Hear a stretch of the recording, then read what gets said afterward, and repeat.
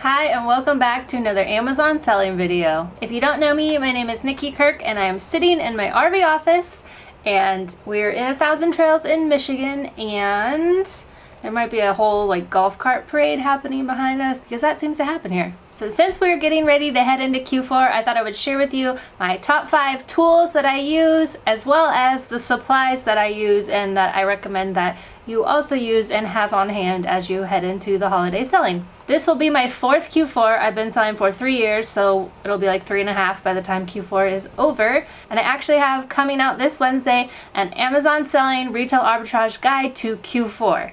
So if this is your first Q4, or if you're a new seller, or if you just need a little help on what to look for, definitely check out the guide. It's pre-sale right now. The links are below. In it, I include all the holidays that are happening, the timeline, the deadlines, all my tips and tricks that I have learned from Q4's past. I also changed the ranks of what I'm comfortable buying for Q4, so I'm sharing all of that. I share my pricing strategies, how to identify how many competitive sellers are out there, how to use all this information to figure out if your item is a good buy. I'm also breaking down the 3 major holidays separately, so I'm sharing tips for each specific one, what I bought in Q4's past, so you can have a better idea of what to look for while you're out there sourcing. Again, it's on pre-order. It releases Wednesday, so if you're interested in that, check it out below. Now let's get into my tools. So these are the 5 tools that I honestly use all the time. It's really good to have an understanding of them for Q4. So the first 2 are ones I use in store, and they might have apps, I'm not really sure, but I just pull it up on the website using my mobile phone, like Safari or whatever your web browser is on your phone. So the first one is Keepa. Now, Keepa is really important. Someone recently asked in the Bolo group, how often do you look at it? I probably look at it for 20% of my buys. It's specific things that happen that make me want to be I should check Keepa for this. So really quickly, I'm going to walk you through how to read a Keepa chart. Again, you can use it in store, just on your web browser, or when you get home.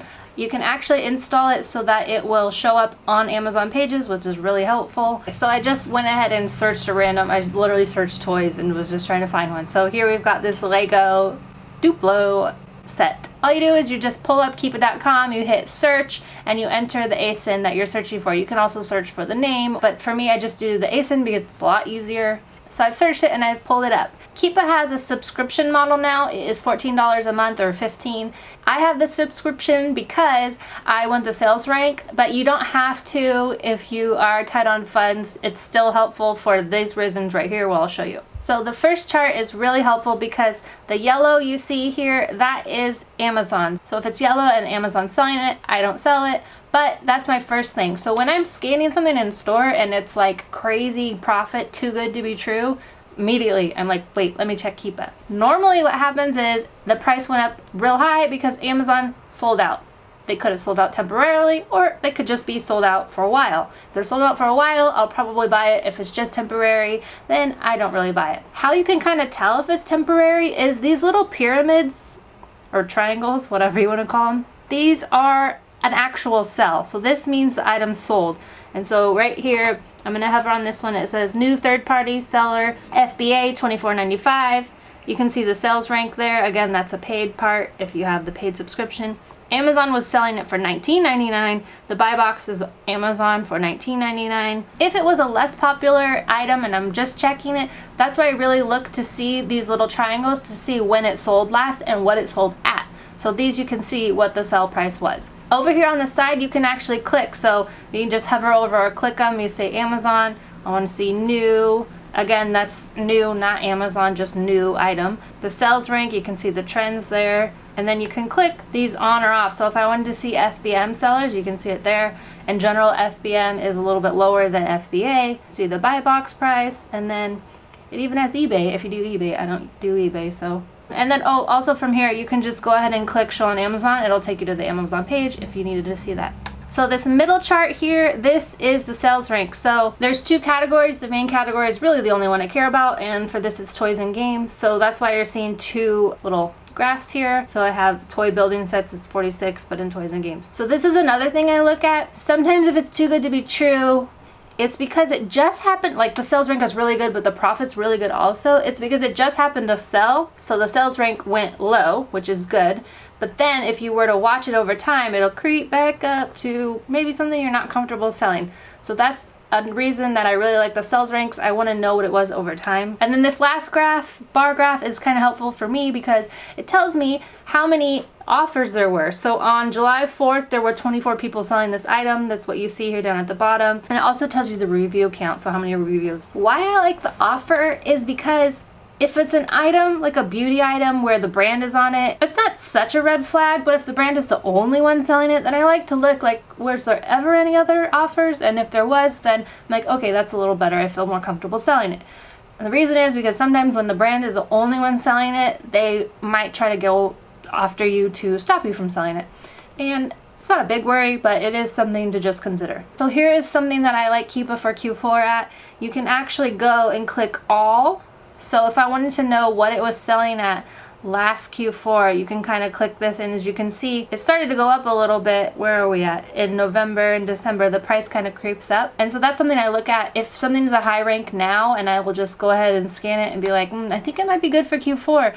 And then I go and see what it sold last year to see if the rank might improve any. So just a little tip. The other thing I like Keepa for in store is if you ever scan something and it's sold out, you can't like see what the price is or the fees or how much your profit would be. So if you go on Keepa, and you can look for these little triangles to see what it was selling for and kind of get an idea to see like what you can buy it for and what it was selling for and if you would make a profit. It is a little difficult since the profit chart is not there when it's sold out. I don't know why, but so like I said, you can actually add the Chrome extension. When you add it, it actually adds right to the Amazon pages for you. So you just scroll down and then there it is right on the page. You don't even have to go to Keepa. So that's really helpful. And then really quickly, I just wanted to show another item. Like this one, you can see there's no yellow at all. So Amazon has never sold this one. And then this one is one where Amazon has sold in and out of it, and you can see that by the white spaces. So they had it, they didn't have it, and now they have it again. And normally what happens if you see little spikes like this, it's because Amazon like found inventory or someone returned it and they resold it, whatever. And then you can see warehouse deals, which are Amazon deals. They're like used or they got damaged in the warehouse, and so Amazon sells them for cheaper. All right, another tool I like is Jungle Scout. So I just use the free Jungle Scout. I think there's paid versions. I don't know. I've never used it. And it's just junglescout.com/estimator. You can pull it up in your web browser. They do require an email now after like 3 or 4 of these. So you have to put in your email, which is annoying because it doesn't remember me and I have to do it every time. And then you get signed up for all their emails and they send a bunch of emails. But anyways, I still use it because it's very helpful. So all you do if you are not familiar with this, you scan something and you just want to know, oh, was that a good rank in, let's say, baby, and then you can just hit calculate and it will calculate and tell you, no, it sells 0. Let's see how many 8,000 would sell.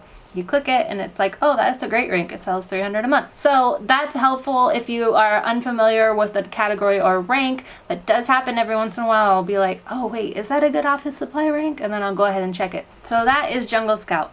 And the other thing I used when I get home is Rev Seller. And I have it always in all my videos. I have the link to it because I use it literally every time I go to add a product. I actually use it every day when I'm trying to see what's the lowest price I can go on this without losing money.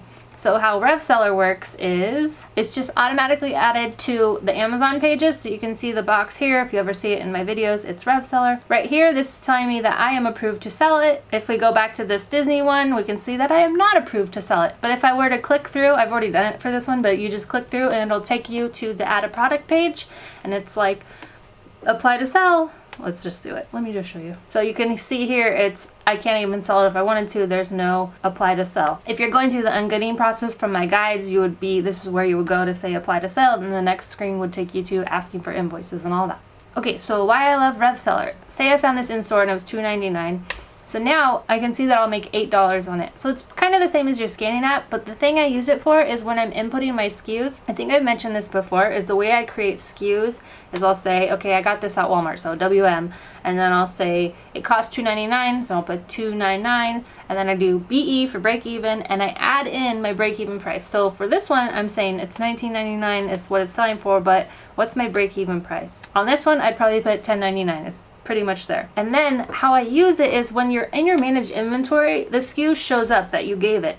The SKU is only the SKU you're giving it. It does not matter. No one else sees it, only you. And it's helpful to know how low you can go when you're matching prices to the buy box, because if you go past $10.99, you're actually losing money. So it's just an easy way to see. Before I started doing this, I was always like going back and forth to the page to see, or the seller app, like, oh wait, how low can I go? It just makes it real easy. If you're using extensions like Inventory Lab or Seller Board, then it inputs it all in there, so now you know what the cost of good was if you want to add it. So I love it. I use it all the time. Highly recommend it. I think it's $99 for a whole year, and it's well worth the money. The tool I use to keep track of all my receipts is Receipt Bank. I love it because I literally just grab my phone, open the app, and take a photo of the receipt. It imports the store, all the information, how much I paid for it, and the date, and all that, and it makes it into the Receipt Bank website, and then I can just download that at the end of the year when I want to do my taxes. That's why my receipts are a mess, because I take a photo of it and I shove them in a folder. And then at the end of the year, I go through them all. But it makes it really easy, and I really love it. It's so easier than when I first started. I tried to do it all on my own in Excel. And lastly, the How Many Chrome extension. So this I use a lot during Q4 specifically. I kind of use it year round, but mostly during Q4. So if you want to know when you're trying to do your pricing, if you keep matching that buy box seller and they just keep lowering it and lowering it, I try to like stay above that and not do the race to the bottom. And How Many is really helpful for that. All you have to do to use it is you install the Chrome. Again, it's a Chrome extension, so you have to be in the Chrome browser. You install the extension, and then it comes up with how many those sellers have in stock. So instead of trying to beat that one seller who keeps lowering their price, if they only have 2 or 3, just let them sell out. And then you don't have to worry about the race to the bottom. So on this one, you can see Amazon has 194 of them, and then these next sellers have 2 and 11 and 3. It's really helpful, especially during Q4 when you're trying to do your pricing. So I highly recommend. It's a free extension. I think the free one is like 5 a day you can do, which is more than enough. I've never needed more than that. So those are the top 5 tools I recommend. Again, we have Keepa and Jungle Scout Estimator. I use those in store. At home, when I'm putting the stuff in, I use Rev Seller, How Many, and then Receipt Bank to keep track of all my receipts. Okay, so I've got now the tools that I recommend and that I use, or supplies, I guess. So the first one is Scotty Pillar. This little thing is a lifesaver. It's to take off all the labels. It makes it really easy. There's a pack. I have the links to my supplies on Amazon. I get these all on Amazon. It's a pack that comes with a lot of these, which this is just a plastic one basically, and it's helpful if you have multiple people doing it. I could probably just order another one. I probably should just order another one. But anyways, so this one is also in handy. Goo Gone, this is actually my second bottle ever. I've been doing this 3 years and I just now had to buy another bottle. But this is to take off the labels stickiness that's left over. So if I were to peel off the label here, it would leave a sticky residue, and you don't want customers to have the sticky residue. So you just spray it on a paper towel and then wipe off as needed. A tip someone in the Bolo group shared, I just learned this week.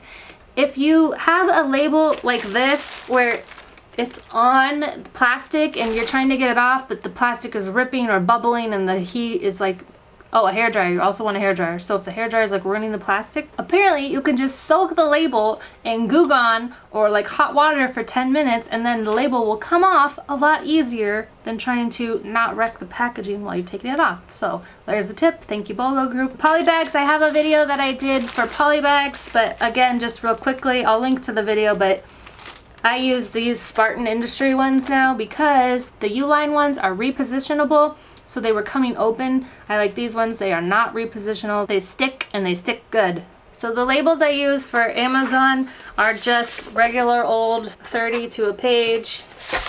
So they're just address labels. And those are the ones I use for my FN SKUs. I have a laser printer. I've been asked that a couple times. All this, again, is linked below. And then just a regular, this is a 2-page, so it's split in half, so the label will print. A lot of people have the Dymos or the other little printers that print them out, you know, the little tiny printer. Those are probably great. I just print other things, and I live in an RV and I didn't want multiple printers, so I just have a little laser printer. Oh, also make sure you have a lot of tape, because nothing is worse than running out of tape. And these labels don't stick very well in the box, so I'm always having to tape them. So if you guys know of any really good labels that stick or really good tape that sticks, please let me know, because This duck is the first one. I used to get like the Bear Grizzly one or something, and that is okay tape. So that is pretty much it. If you need help ungating in toys or topical or grocery, as Q4 is getting so close, definitely check out my guides. I can help you with that. I have sellers getting ungated every day, and it's really awesome. And if you want my Q4 guide, again, the pre-sale is happening right now. It'll be out in just a couple days, so click and grab that. And then of course I have my Bolo group, which as Q4 rolls around is probably going to be really helpful, especially when you're trying to find things as a new seller. So definitely check all that out below. Thank you guys so much for hanging out with me. I hope this was helpful, and I will see you back here for another Amazon selling video.